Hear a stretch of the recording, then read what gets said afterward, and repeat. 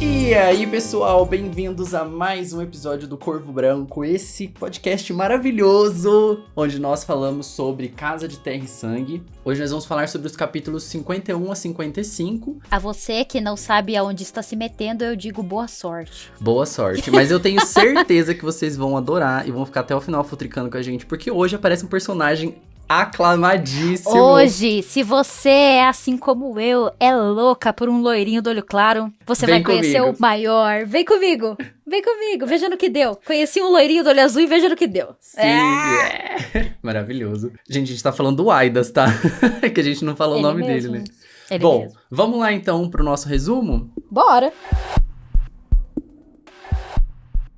Bryce invoca Aidas, o príncipe do desfiladeiro, deixando Hunt apavorado. Ele deixa a dica para que ela revise algumas provas e fala sobre outros mundos e até mesmo sobre os Asteri estarem mentindo sobre algumas coisas. A Bryce fica puta ao descobrir que o pai recusou fazer os testes mais precisos nas coisas da Danica para descobrir sobre sua morte e tenta aí tirar isso a limpo. Mas ela é barrada e ofendida no portão. Sacanagem. No portão do lugar lá, né, de onde o rei fica. Da casa do rei. De onde ela deveria ter acesso VIP, né? Que fique claro. Bryce volta a beber e é encontrada pelo Hunt, o que gera uma pequena briga que horas depois é sanada com ela preparando o jantar e eles contando coisas sobre si. O Maika ameaça o Hunt de o vender para a Sandriel caso não resolvam a investigação. E depois disso, ele parte para uma missão que deixa a Bryce preocupada durante horas. Quando ele chega, ela cuida dele, dando banho e colocando pra dormir. Um bebezinho, né? Mimir. A mimir, literalmente. Literalmente. A piadinha de nerd é péssima, Ai, que tosco. né? Ai, pelo amor de Deus. Uma nova criatura assustadora é levada ao antiquário pela Jéssiba e eles recebem a resposta dos testes das roupas da Danica. Sintese é achado nas roupas dela e do vampiro que foi morto logo no início do livro. Amber tenta ir a Lunation ver a filha, mas a Bryce desconversa e consegue uma chamada de vídeo. Meus amores, além do Aidas, tem pela primeira vez Sintese aparecendo, né? Que é um elemento muito importante dessa história. Mas então vamos começar pelo começo. Antes de tudo, a Bryce tá lá com aquele sal. Lembra quando ela visitou o mercado da carne? Que ela até conversou com aquele sátiro e aí ela conseguiu um descontaço no sal de obsidiana? Então, ela tava com esse sal até hoje, tava guardado lá no armário dela. Ela catou... Da cozinha. No armário da cozinha, mano. Ela catou o sal, tacou no liquidificador. Né? E decidiu invocar um demônio. Vou invocar aqui um demônio, resolver Fazer um círculozinho isso. aqui. Ela diz pro Hunt que vai ser mais fácil, porque, vamos direto na fonte, tô cansada de perguntar pra gente, vou começar a conversar com demônios. E é sobre isso. E aí, quando ela tá ali fazendo o ritual, e é até interessante a gente notar que não fica muito claro se é ela, de fato, que fez a invocação, ou se o cara apareceu sozinho. Porque fica essa eclipse ali na narrativa de que pode ter sido qualquer coisa, mas vamos por partes, né? A temperatura começa a cair e aí, de repente, um macho humanoide aparece. É o Aidas. O Aidas é descrito como um macho humanoide. O que isso quer dizer? Ele não é humano, mas é de uma espécie que se parece humano, né? Geralmente a expressão assim macho é utilizado para criaturas feéricas, isso que eu queria dizer, né? Sim. E nesse livro, nessa parte, né, ele é descrito como um macho humanoide. Então, ele não é humano, mas parece um humano. É importante você citar isso, porque a gente esquece muitas vezes que a gente tá falando de personagens que não são humanos. Exatamente. Então, eu e Cleita tivemos até uma discussão acalorada essa semana por conta de uma passagem do segundo livro, em que eu tenho que botar na minha cabeça de que estamos falando de personagens que não são humanos. Então, emoções não são humanas, o corpo deles parece humano, mas tudo por dentro é diferente. Se bobear, até órgãos podem ser diferentes por dentro, não sei. Tanto que a gente tem metamorfos e tal, né? Tem gente que tem dentes, tipo os vampiros. Então, são assim... criaturas que parecem humanas, mas de humanas não tem nada, só aparência mesmo. E é um detalhe importante, porque nesse livro nós falamos de espécies, né? Então a gente está conhecendo pela primeira vez um príncipe do inferno. Ele não é um humano, ele é humanoide, então ele é uma criatura que se parece com um humano. E é isso, é importante salientar. Mas agora vamos... Ele não parece qualquer humano, né? Ele é um gato. Não, calma. Deixa eu... Amigo, você quer fazer a musiquinha do George Michael? Agora pra eu descrever.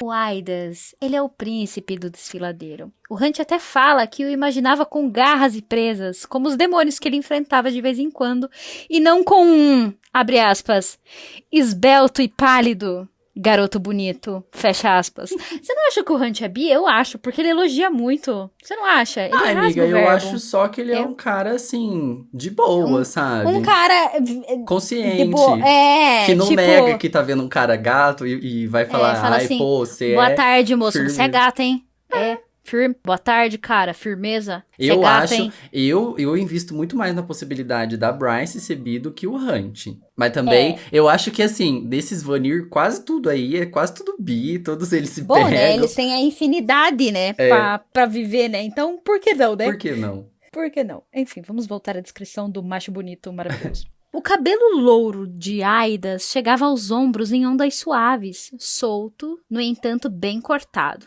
ao redor do rosto de traços delicados. Sem dúvida para destacar os olhos de opalas azuis emoldurados pelos cílios densos, dourados. Aquelas pestanas se mexeram uma vez em um piscar apressado. Então a boca cheia, sensual, se abriu em um sorriso que revelou os dentes muito brancos e alinhados. Detalhe, quem está dando essa descrição do livro é o próprio Hunt, É o próprio tá? Hunt. Então, ele é observador. Ele é gato, ou seja, o Aidas é gato pra caralho, né? Ele é.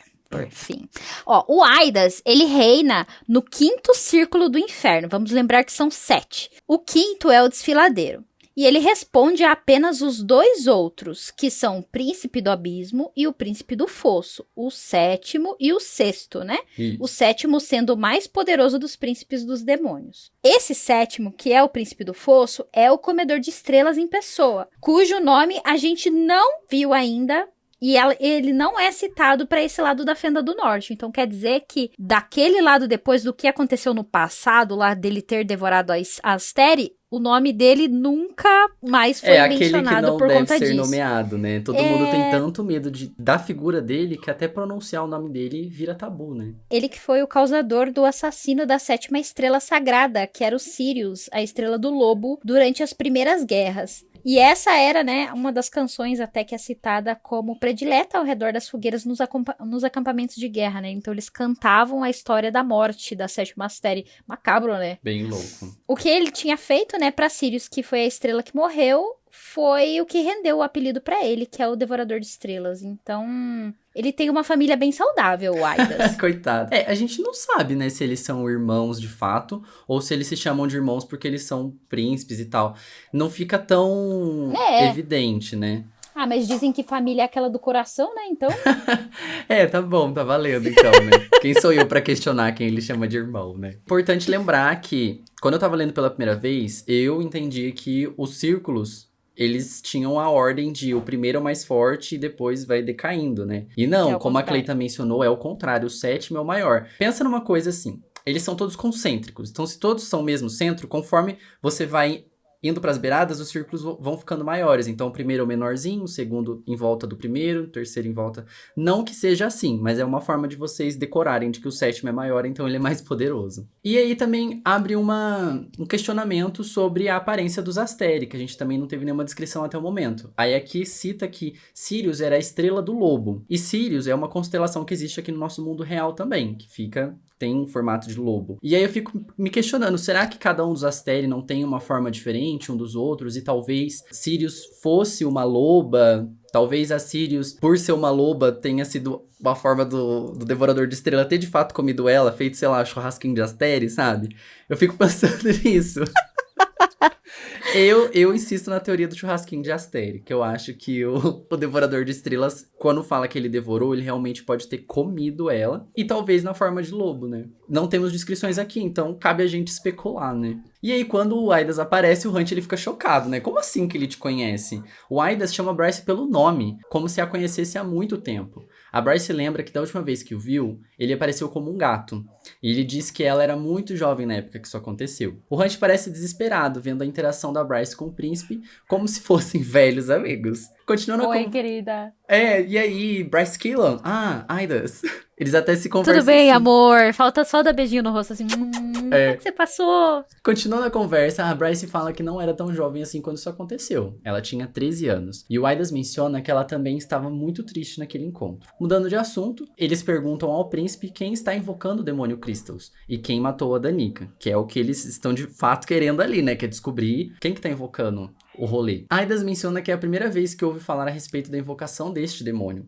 E fala que talvez ela tenha invocado o príncipe errado para dar essa resposta. E quanto a Danica, ele fala que os boatos de como ela gritava enquanto era destrinchada tinham chegado até ele. Ele foi pesado nesse comentáriozinho, Foi, cara, né? foi. E aí é mais um ponto para aquela nossa teoria de que talvez a Danica não fosse uma pessoa tão simpática, né? Porque a gente já tem a Le Rabat, que não era... Que já comentou algumas vezes que a Danica meio que dava umas mordidas assim, sabe? Fingia que ia morder. E aí agora... E aí agora o Aidas, ele fala assim tão friamente sobre ela. Não sei, estranho, né? Talvez é porque ele seja o príncipe do inferno, ele goste. Mas, não sei. Bryce pergunta a ele se ele sabe qual demônio fez isso. E depois de um jogo de palavras onde recitam mais alguns trechos do momento passado que viveram juntos, ele fala que suas informações têm um valor. Até o momento, o Aidas parecia que não tinha visto o Hunt ali na salinha. Mas aí quando ele vê o Hunt, ele fala umas coisas ali meio estranhas, né? Ele pergunta quem que ele é, e aí a Bryce, debochada como sempre, diz que ele é colírio para os olhos e que não está à venda. O Aidas continua observando o anjo e fala que os 7 príncipes habitam a escuridão e não se perturbam. Disseram que não têm interesse nesse reino. Hunt fala que até acreditaria nisso se não fossem as criaturas que passam pela Fenda do Norte e que são mortas por ele mesmo, né? Abre aspas. Você se dá conta de que pode não ser meu povo? A Fenda do Norte se abre para outros lugares. Outros reinos, sim, mas também outros planetas. O que é o inferno se não um planeta distante, ligado ao seu por um sussurro no espaço e no tempo? Fecha aspas. Ai, menina! Gata!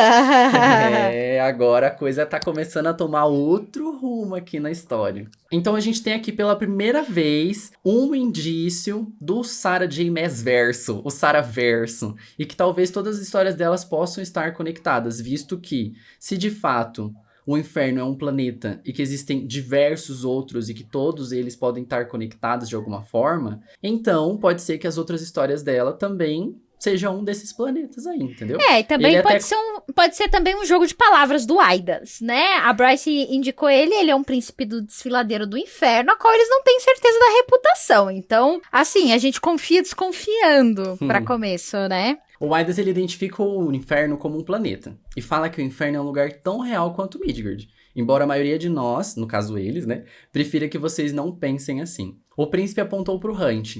Aí ele fala, sua espécie, caído, foi criado em Midgard pelos Asteri, mas os Féricos, os Metamorfos e muitos outros vieram dos próprios mundos. O universo é imenso. Alguns acreditam que infinito, ou que nosso universo seja um em múltiplos, tão abundantes quanto as estrelas no céu ou os grãos de areia na praia. Ai, gostaste? Gostaste? Meu Deus. Mas daí entra a questão. Os Asteres falam a verdade para a população, então? Porque aí a Bryce aperta de novo o Aidas quanto aos demônios que estão passando pela fenda, e ele fala ali que os príncipes menores se ocupam disso, do círculo 1 ao 4. Então, aqueles na verdadeira escuridão ali, que vivem, né, na repleta escuridão, não tem necessidade ou interesse na luz do sol. Talvez seja um ponto interessante a qual a gente tenha que prestar atenção na história. Mas mesmo eles não mandaram crístalos. O Aidas ainda fala que os planos dos príncipes do inferno não envolvem tais coisas. Ou seja, eles têm outros planos, é isso, Cleita? É isso mesmo. Interessante. Mas aí será que é verdade? Porque aí quando o Hunt questiona o porquê que eles mudaram de ideia, já que eles já quiseram uma vez morar em Midgard, o Aidas dá risada na cara do Hunt e fala assim, é tremendamente divertido ouvir as histórias que os Asteres inventam pra vocês. Esse momento, ele é muito importante porque é um ponto de virada ali na fé dos nossos personagens. Em quem nós vamos acreditar agora?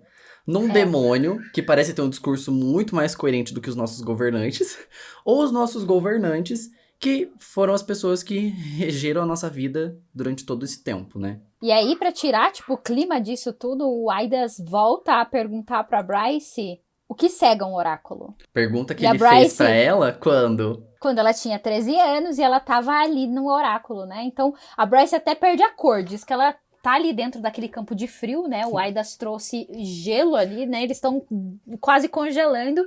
Ela ainda cai a pressão da menina, já não basta estar frio, cai a pressão quando ela escuta esse questionamento. E ela, fugindo do assunto, questiona pra ele que tipo de gato que consulta um oráculo.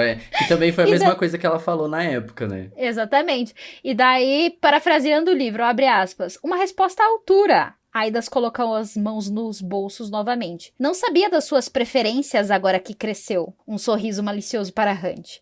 Mas posso me apresentar mais como ele, se é o que lhe agrada a Bryce Quillan. Ao ir embora e notar que a Bryce está com a temperatura do corpo caindo, ele a incentiva a refazer os testes e descobrir o que está no meio da investigação ali da Danica. A Bryce o agradece pelo dia no passado, que ele aparentemente ajudou, e ele vai embora dizendo a seguinte frase a qual nós devemos prestar atenção. Faça a descida, Bryce Quillan, e me encontre quando completá-la. A Bryce precisa fazer a descida, aparentemente, e a gente ainda não entende o porquê, e se isso vai realmente acontecer. E vai demorar mais um pouco pra gente entender ainda. Depois, né, do Aidas ter ido embora, o Hunt intima a Bryce pra eles conversarem, então, sobre o que finalmente aconteceu no oráculo quando ela tinha 13 anos.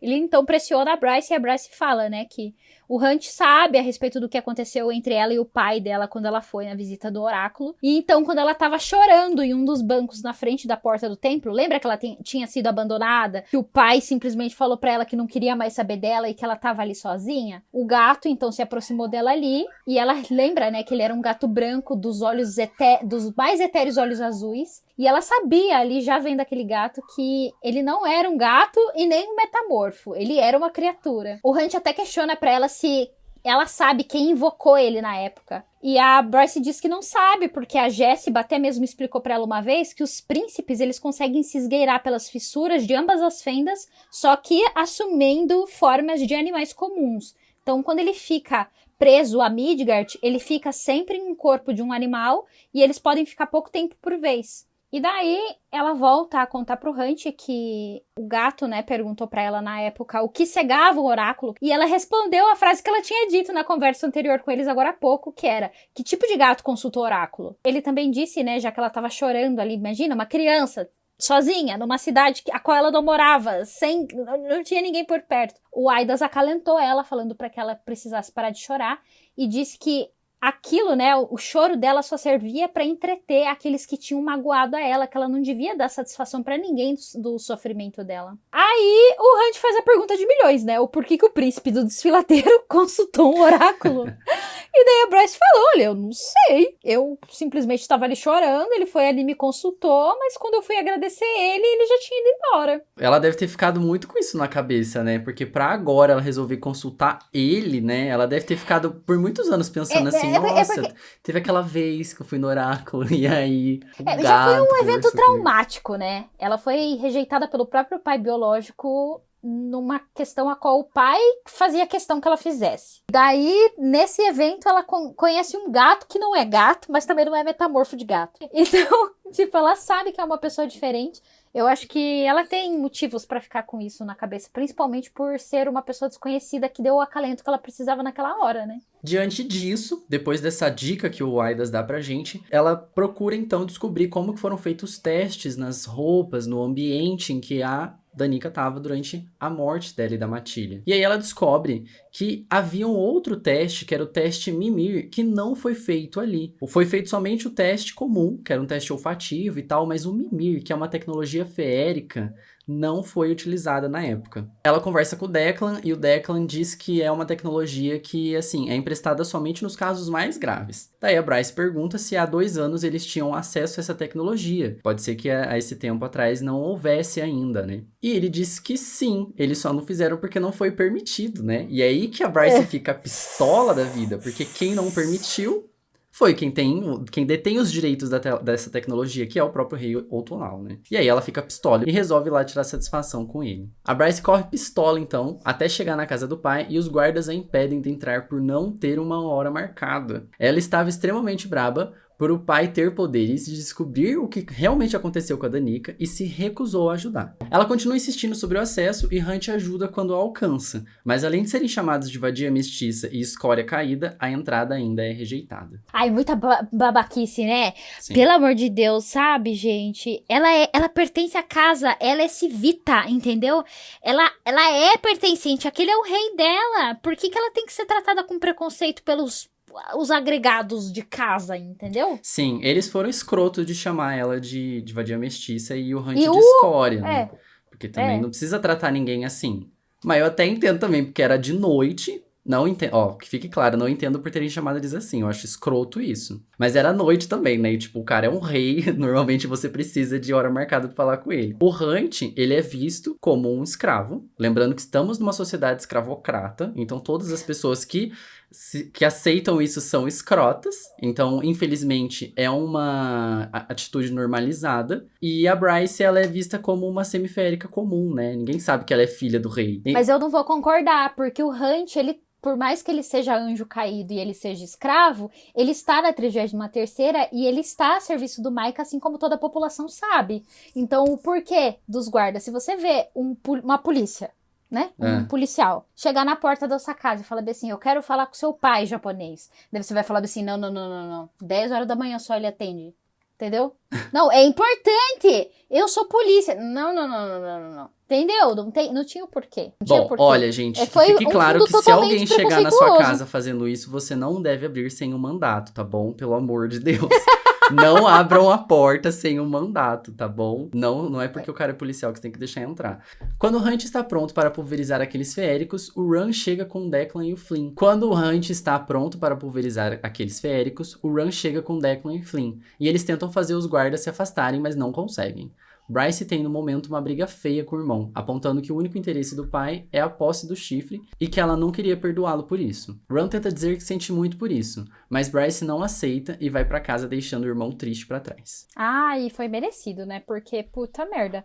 Ó, a investigação onde tá. Eles sabiam que testes mais incrementados não tinham sido feitos. Eles não conversaram sobre isso com a Bryce. A Bryce é uma leiga. Ela é uma civita. Ela não tem obrigação de saber o que é oferecido numa investigação e não é. E daí quando descobre que o caso em que o próprio governador pediu a atenção dela e de um dos anjos pra tratar, que é um negócio sério, que vai atrasar e acabar com toda a cimeira se não for resolvido, ele simplesmente fala assim, ai, vamos escutar o meu pai e tal, ele não liberou, fazer o quê? Bola pra frente, sabe? Ah, eu xingaria também. Ixi, eu amo o Ran, mas às vezes o Ran, ele, sei lá, ele tem muito medo do pai dele e isso acaba, ferra com tudo. Frustrações de Cleita de hoje, hein?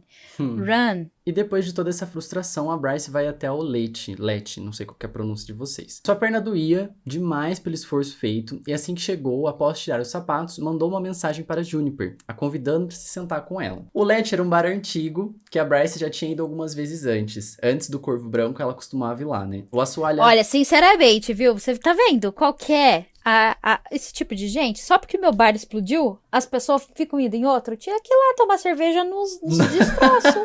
Na ruína, você quer dizer? Senta, puxa uma pedrinha, senta e toma uns bons drinks. Claro, é.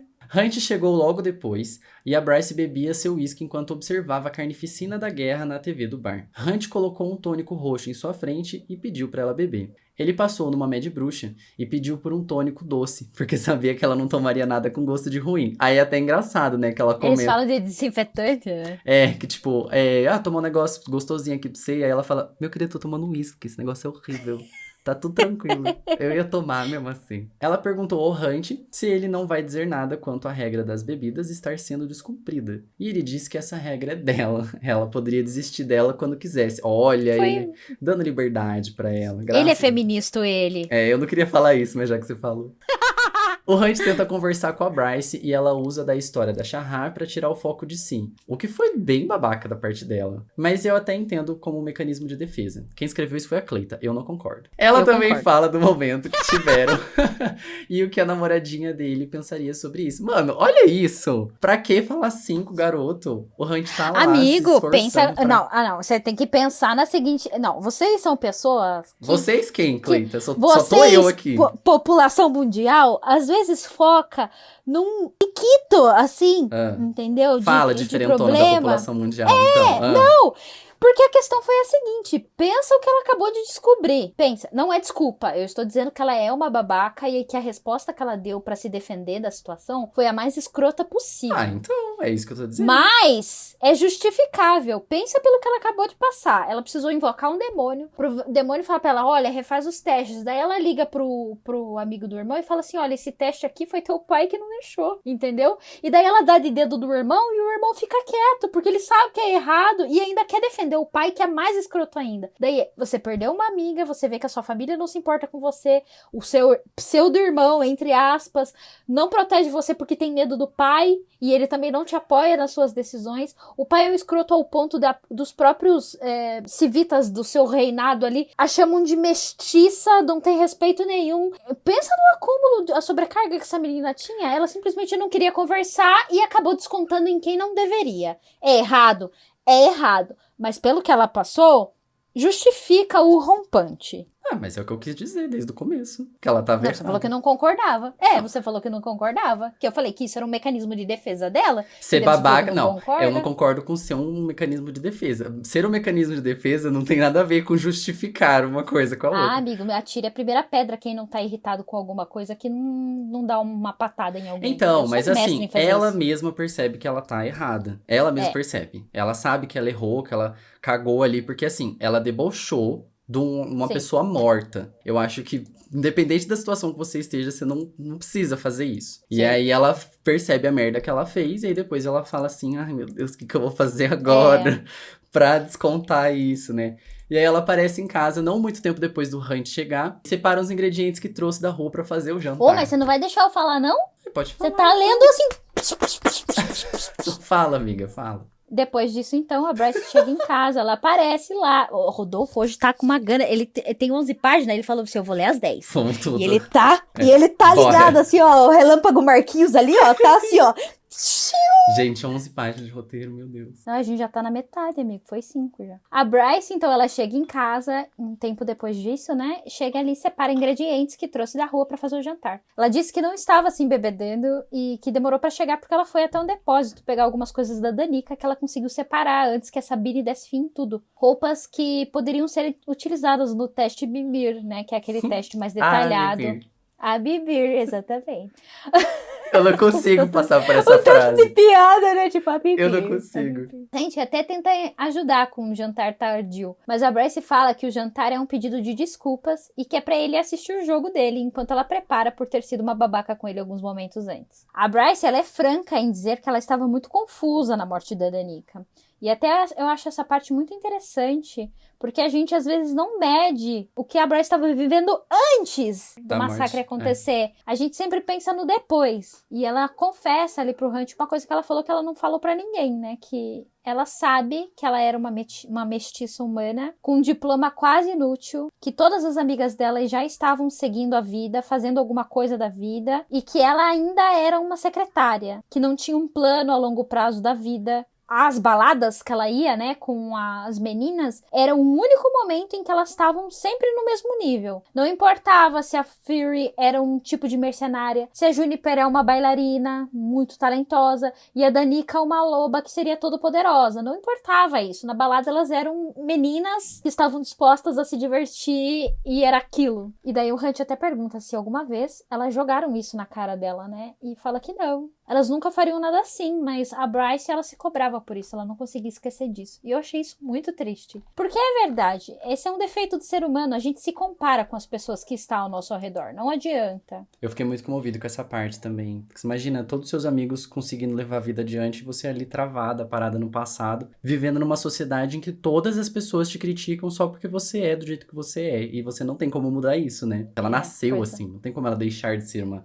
mestiça, é isso que ela é. E aí depois também de levantar a possibilidade dela seguir com a carreira de dançarina, e ela contar que como dançarina, as pessoas falavam que ela era desajeitada e que tinha peitos e bunda enormes. E o Hunt até diz que acha a bunda dela bunda perfeita. É ótima. Ele fala assim, eu acho a sua bunda perfeita. E ela continua até falando pra ele, né, confidenciando, que até tem formulários para outros empregos significativos escondidos em tudo que é computador, né? No computador do trabalho, nos arquivos dela físicos lá no antiquário. Mas ela tem medo de fazer, né, não fazer algo significativo da sua vida imortal. E talvez esse também seja algum dos motivos a qual ela não queira realizar a descida. É, porque é mais tempo pra ela ficar pensando nisso, sabe? O que eu vou fazer da minha vida, cara? Imagina que tortura. Que tortura você ficar 400 anos aí, sei lá quanto tempo, só assim. E agora? E aí você faz uma faculdade, termina. Aí você faz outra, termina. Nossa, vida. Então, você com a idade que Eu você tem, você já 30, fez duas. já tenho duas. É isso que eu ia falar. Você ia ter Imagina umas 20, ia fazer todas as possíveis. A Bryce ia ser a nova versão da Barbie, sabe? Barbie astronauta. É. Barbie A Lady dentista, Gaga também. Barbie médica. Barbie cuidadora de animais. A Barbie Profissões. Não, Tá agora desconto, não? Pode ir. Posso ir? Pode, fica à vontade. Vou deixar você ler um pouquinho também. E daí, depois desse momento, o Hunt pergunta em que momento a foto que aparece de revesgueio da porta ali, que tem no quarto de hóspede. Revesgueio! Você não conhece essa palavra? Revesgueio aqui. Aqui ou é de viés ou é de esgueio. Revesgueio, nunca vi. Revesgueio é quando você pega assim de cantinho de olho, sabe? Nossa, foi de revesgueio. Isso, bom, curitibano, né? Não sei se em outras cidades. Curitibês. Então aí o Hunt vê de novo aquela foto. Lembra que no começo da descrição, quando o Hunt foi para o apartamento da Bryce, ele descreve uma foto onde elas estão sentadas de costas, uma abraçando a outra? É aquela cena que ele tá fuçando todas as gavetas dela, que ele tá procurando coisa, e aí ele vê essa foto. E daí o Hunt pergunta em que momento que essa foto foi tirada, e a Bryce conta que foi a mãe que tirou essa foto depois que elas saíram de um hospital em Rosk. Roskey, sei lá como pronuncia. A Bryce conta que na monografia da Danica, que ela fez, né, quando terminou a faculdade de História, foi sobre a história do tráfico ilegal de animais, e que ela acabou descobrindo uma quadrilha de contrabandistas, e que ninguém da 33ª levou isso a sério. Então elas resolveram as duas e resolveram, então entendeu? As justiceiras. Tipo, vamos acabar com uma quadrilha? Vamos. Vamos acabar com o mal. Vou ligar pra você, assim, japonês. Oi, tudo bom? O que você vai fazer quinta-feira? Não tenho nada, não. Você quer ir lá acabar com contrabandistas comigo? Claro, vamos chamar a Luísa Mel. Ela vai amar participar, minha amiga Lu. Foi bem assim.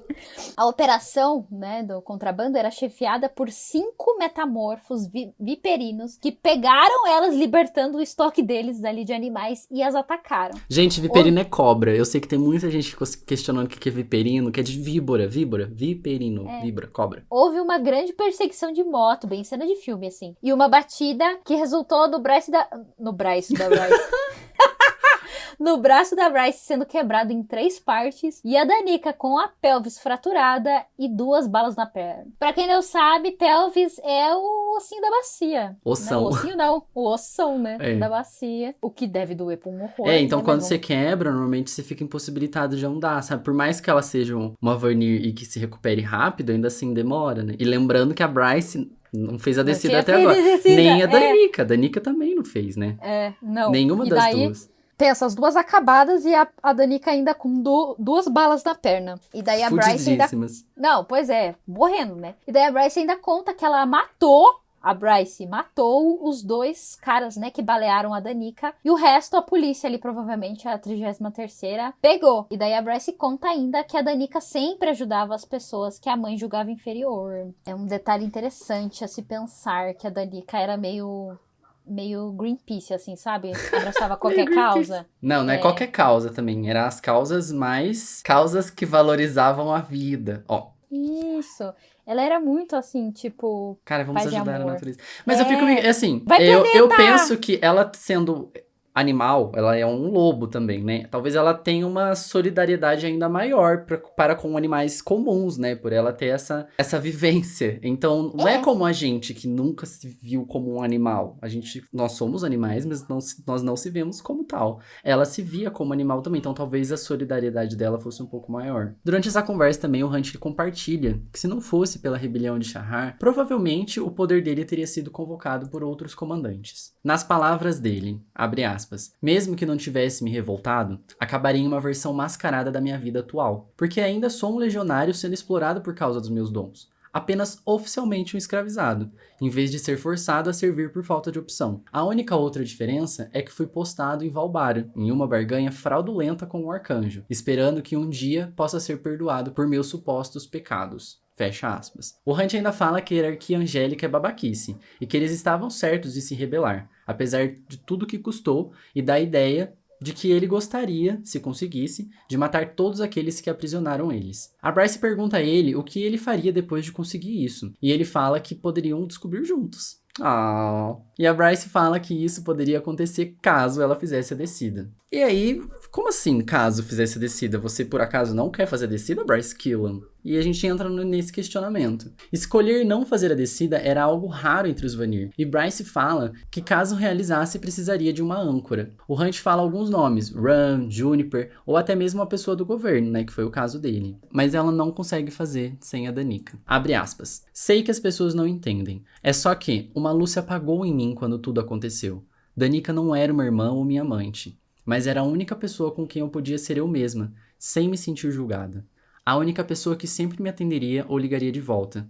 Era a única pessoa que fazia eu me sentir corajosa, porque não importava o que acontecesse, não importava quão embaraçoso ou fudido o assunto, eu sabia que podia contar com ela. Que, se tudo fosse para o inferno, poderíamos conversar e as coisas se ajeitariam. Mas não está tudo bem. Nunca conversarei com ela de novo. Acho que as pessoas esperavam que eu já tivesse superado, mas eu não consigo. Toda vez que chego perto da verdade, da minha nova realidade, quero me desligar de novo, para não precisar ser eu. Não consigo dançar, porque me faz lembrar dela, do tanto que dançamos nas boates, ou nas ruas, ou em nosso apartamento, ou no dormitório. Não vou permitir dançar mais, porque me traz alegria. E não quis, não quero mais sentir essas coisas. Cara, coitada, né? Vamos parar pra pensar? Putz, coitada da Bryce.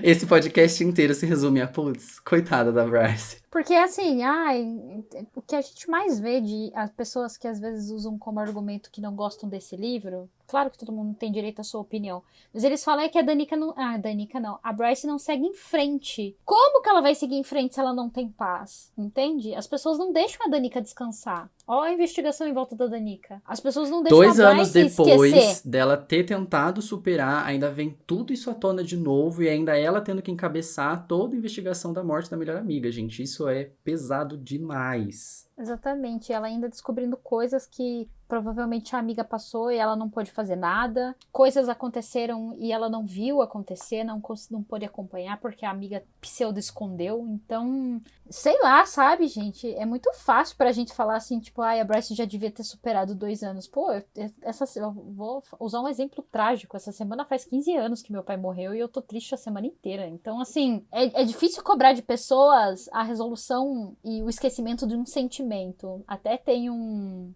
vídeo do... Como é o nome do cara? Ele posta uns vídeos pseudo de frases legais na internet. E ele fala que o luto não é a saudade de quem já morreu, mas sim é a falta que a pessoa faz pra você. Tipo, é você que não vai ter acesso às coisas dela. Ela não tá sentindo mais sua falta, ela descansou. Agora, você vive com o peso na consciência de que aquela pessoa não sente mais sua falta, ela não tem mais sentimentos por você. É como um término, é como romper laços com uma pessoa que é importante demais pra você, sabe? A Bryce pede desculpas por jogar os problemas no colo do Hunt e ele ainda comenta. Pode usar meu colo sempre que quiser. Aquilo, nossa, cortando completamente aqui o clima, triste. Não, ele foi assim, de 0 a 100, assim, sabe? E ela bufou, balançando a cabeça. Ai, você fez parecer tão vulgar. Daí ele... você falou primeiro.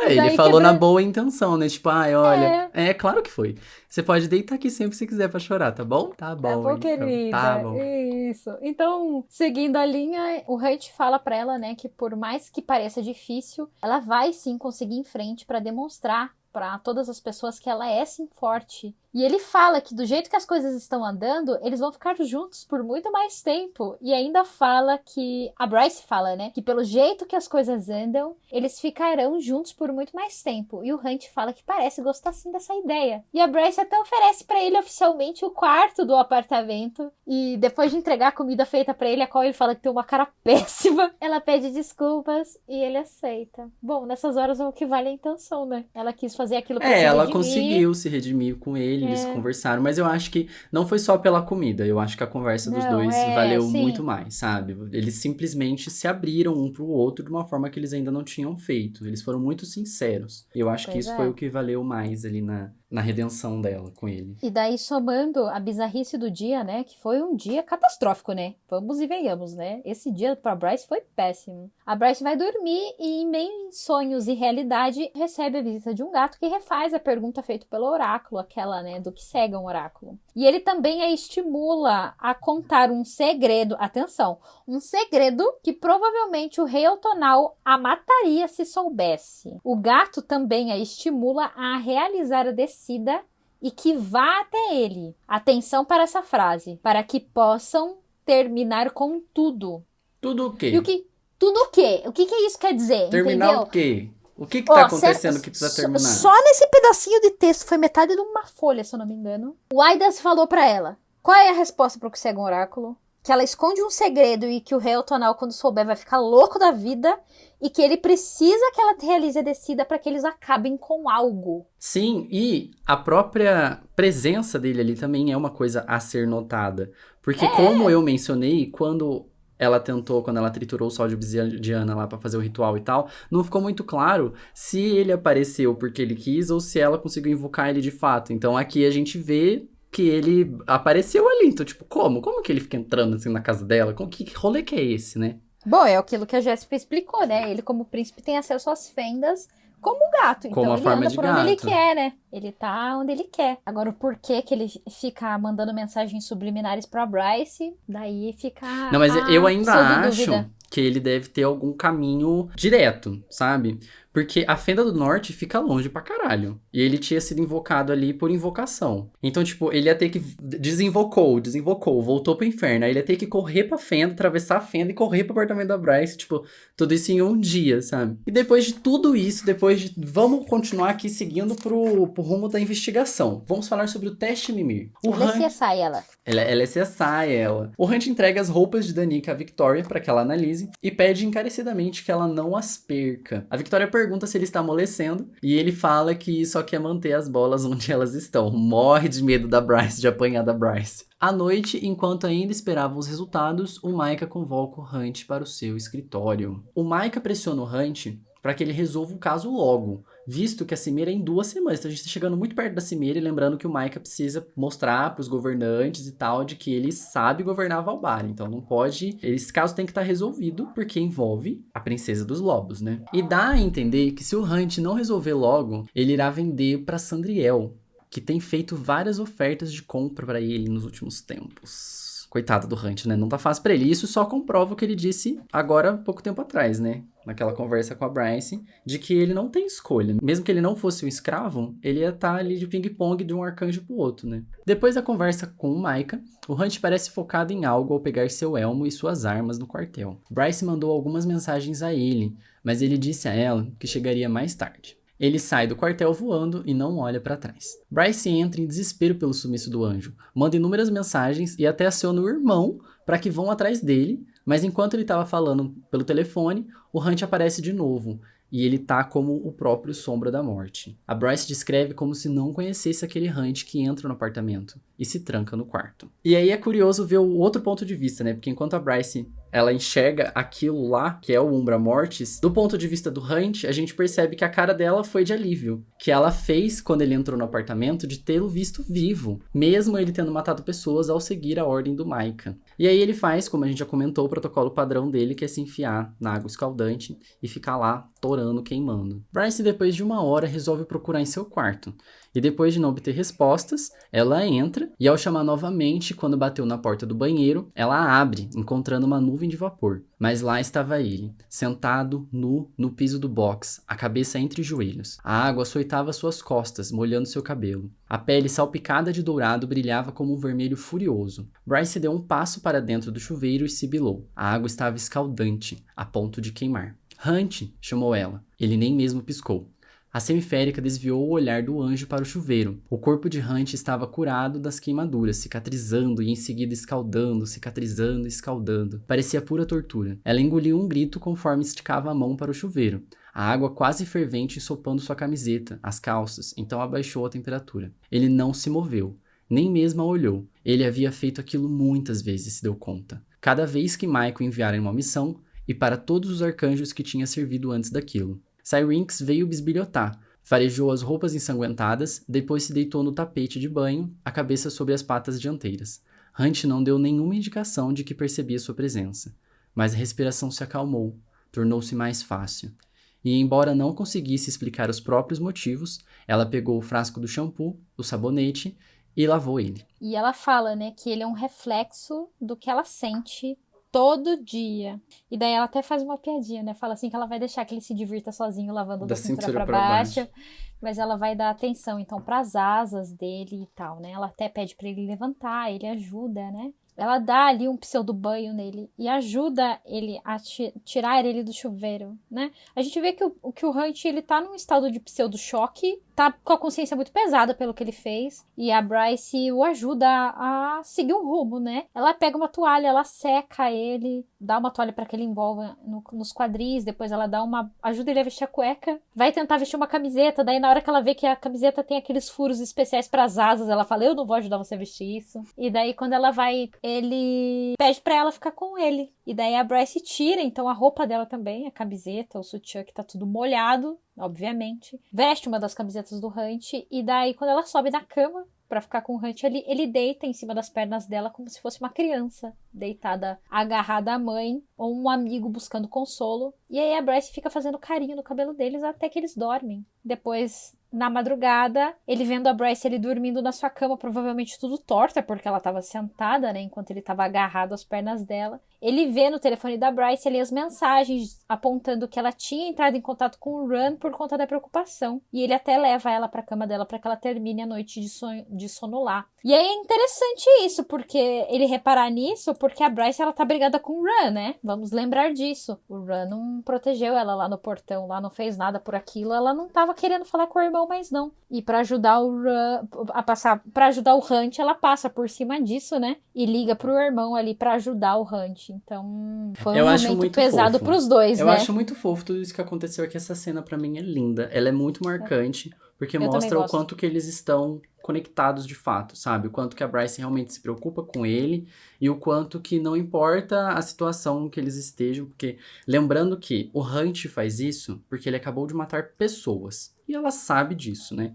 Então ela sabe que a situação que ele passa, ela se solidariza com aquilo e vai atrás dele, fala, não, tô aqui pra te ajudar, eu sei. Ela não fala nada, você sabe que ela não precisou dizer nada, porque ele tá num estado catatônico, ele não tá disponível pra conversa, mas ela faz o possível pra tentar deixar ele confortável. Então, chega de tristeza, vamos para um momento de alegria. A Bryce levanta preocupada com o Hunt depois do que aconteceu na noite passada. Ela o encontra na cozinha, e depois de eles trocarem algumas palavras, a Bryce começa a ter uns pensamentos quentes. E começa a ter reflexos corporais, Safada. que não fogem do nariz do Hunt. E daí, voltando àquele ponto que o japonês estava falando, que a gente precisa sempre lembrar, o Hunt e os machos deste livro não são humanos, então características de espécie aparecem de vez em quando, e está aí uma. Eles têm o olfato muito destacado, então quando a Bryce fica animada, entre aspas, ele sente o cheiro. Ele sente os hormônios, né? O feromônio, essas coisas.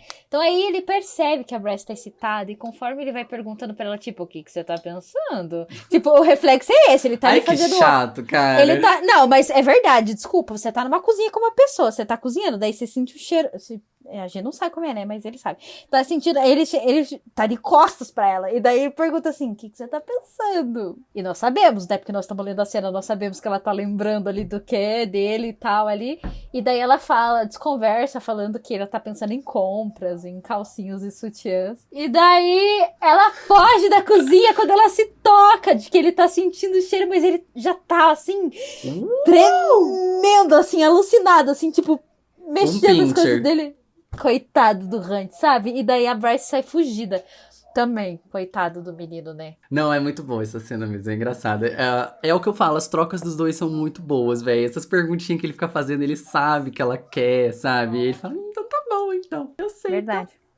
Mas daí, quando a Bryce vai até o antiquário, a Jéssica pede para que ela abra a porta dos fundos, para que essa criatura seja colocada dentro do antiquário. Estamos falando do Nokken, que é uma criatura nova aqui. E é uma criatura bem...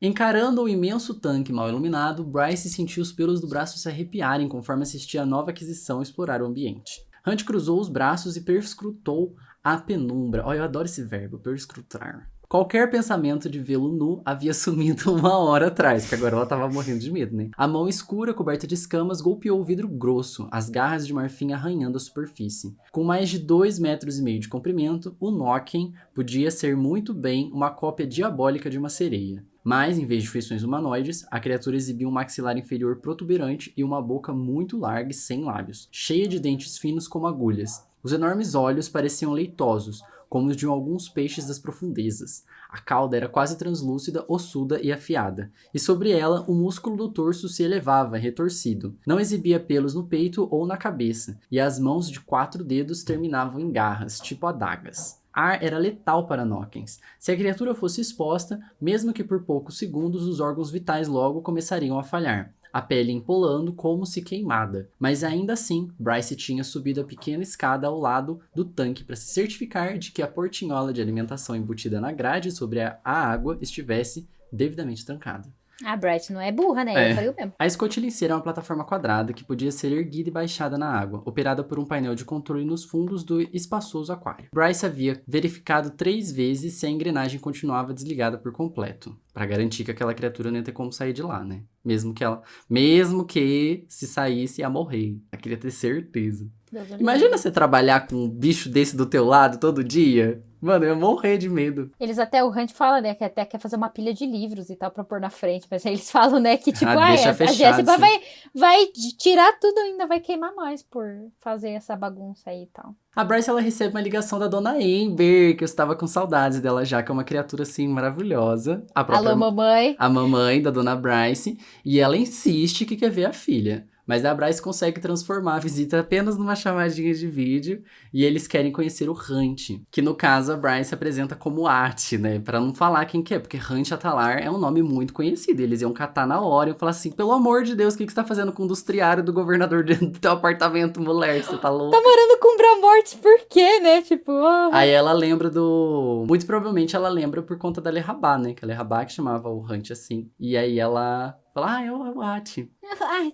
Conseguindo se livrar dessa situação com a mãe, a gente pode seguir com a história aqui na parte da investigação. E a gente vai falar um pouco sobre a Sintesa agora. A Victoria, ela encontra eles em um bar e a análise encontraram pequenos pontos de algo sintético. Não é orgânico, não é tecnológico, não é mágico, mas é uma combinação de tudo isso. A Bryce até fala que a Danica trabalhou de freelancer para as indústrias Redner. Lembra Redner, gente? Era aquele rapaz, o filho do seu Redner, né? Que era o herdeiro das empresas Redner. Foi o primeiro encontro da Bryce nesse livro. Ela foi sair para um date com ele lá nos primeiros capítulos, se eu não me engano, no 2 Ele era ou no humano, 3. lembra? Ele é humano. As indústrias Redner muito provavelmente são toda feita por humanos, né? Nos testes feitos na roupa do vampiro morto, também foi encontrada a mesma substância. O Maximus Tertian, lembra dele também? Teve contato com a Bryce, que é o que fez ela entrar nessa investigação, né? Afinal, a morte da Danica e o Tertian. Então, também acharam a mesma coisa nas roupas dele. Ela é um tipo de droga destinada a fins médicos em doses pequenas, o que levou ao uso inseguro nas ruas. A Bryce disse que Danica não teria usado uma droga assim. E Victoria concorda, dizendo que ela provavelmente foi exposta àquela droga. Hunt até lembra do que a Mad Bruxa disse a respeito da droga que poderia reparar o chifre, e eles acham que pode ser a mesma coisa. A Bryce, querendo saber mais, entra em contato com Ran para saber se ele recebeu mais alguma informação da Mad Bruxa. E Bryce conta que a Sintesa foi achada nas roupas da Danica. E Ran confirma que o material que tem recebido é sobre essa droga. Na pesquisa que o Ran recebeu, fala que na formulação da droga contém sal de obsidiana. E Bryce pergunta se a droga poderia ser utilizada para conjurar um demônio. Mas ninguém tem a resposta pronta. E aí fica a cargo do Ran descobrir isso. A Bryce quer ir atrás disso agora, nesse momento. Tipo, eu preciso muito saber de onde que tá rolando isso. Mas aí o Hunt acalma ela, fala, não, vamos falar com seus pais primeiro, seus pais são importantes, tá? Depois a gente vai atrás disso. Eu achei super legal da parte dele lembrar ela que ela também precisa pensar na sanidade mental dela, ela precisa falar com os pais dela, também precisa acalmar eles, né? Porque ela tá sem dar satisfação ali faz um tempão pro pai e pra mãe, né? Pois é, e até a gente tem outro momento como comovente nessa parte, né? O Hunt fala a respeito da família dele agora. Ele fala que, pra Bryce, né? Depois que ele fala que ele daria de tudo pra viver esse momento que ela tem, né? De receber a mãe, de falar com a mãe. Ele fala que a mãe dele jamais contou quem era o pai dele. Que a mãe dele era uma anja de baixo escalão, que ela limpava algumas vilas de alguns anjos mais poderosos porque eles não confiavam em humanos ou em Vanir de outras raças. Então ela trabalhava noite e dia para alimentar eles e ela nunca reclamou porque sabia que seria demitida e ela pensava no filho, então ela só tinha aquilo para oferecer para ele, para cuidar dele, então ela não podia atrapalhar aquele emprego. E aí quando ele cresceu e ele se tornou um soldado, ele começou a mandar dinheiro para casa e ela se recusava a gastar esse dinheiro. E aí um dia alguém descobriu o que ele fazia e achou que ele mandava pilhas de dinheiro para a mãe e então invadiram o apartamento deles. A pessoa que matou a sua mãe, né, invadiu o apartamento e levou o dinheiro. Todos os 500 marcos de prata que ela tinha economizado e os outros 50 de ouros que o Hunt conseguiu mandar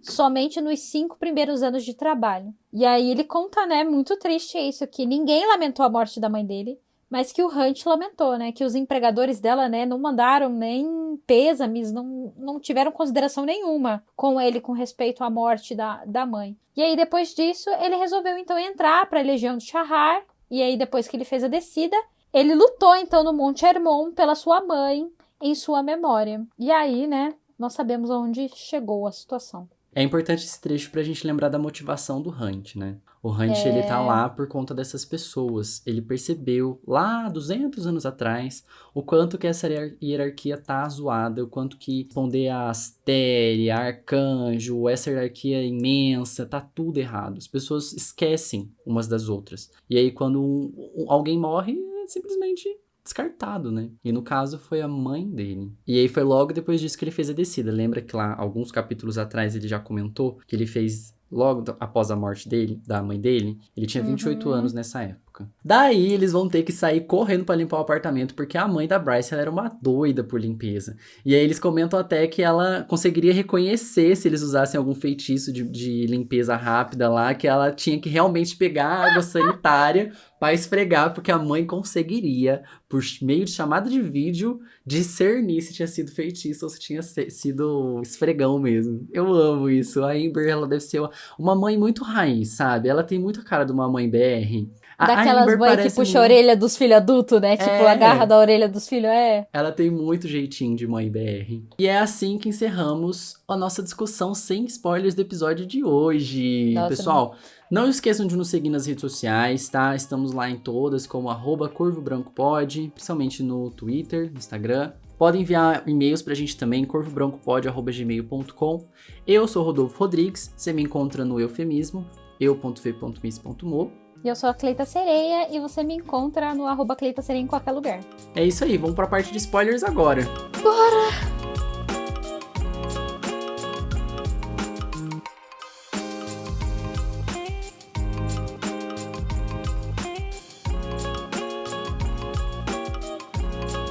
Bem-vindos, gente, na parte de spoilers agora. Hoje tem bastante coisa pra gente falar aqui. Depois dessa aparição do Aidas e da Sintesa, agora o bagulho vai ficar tenso.